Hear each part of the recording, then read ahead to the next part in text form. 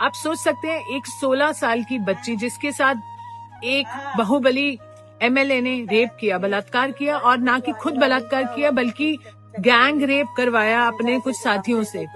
और हम कौन सी दुनिया में, हमें लगता है कि ये हो गया। नहीं, आगे सुनिए। उसकी जब पिता ने रिपोर्ट कराने की कोशिश की, पुलिस कस्टडी में बहुत बुरी तरह से टॉर्चर करते हुए, जो आप फिल्मों में देखते हैं उतने ही से ज्यादा टॉर्चर करते हुए उसके पिता की पुलिस कस्टडी में हत्या कर दी गई। यहीं खत्म नहीं होता। जब किसी लॉयर ने उसका केस लड़ना चाहा, तो जब उस लॉयर की गाड़ी में बैठकर ये पीड़िता जा रही थी अपने न्याय की मांग के लिए, वो गाड़ी को 11 बार टक्कर करवा दी।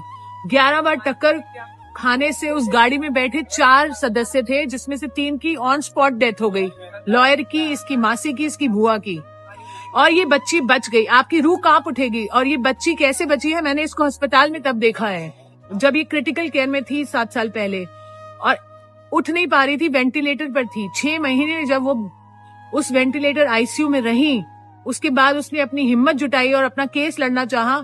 उस मुजरिम को उम्र कैद की सजा हुई। इतना कुछ खोया इस बच्ची ने।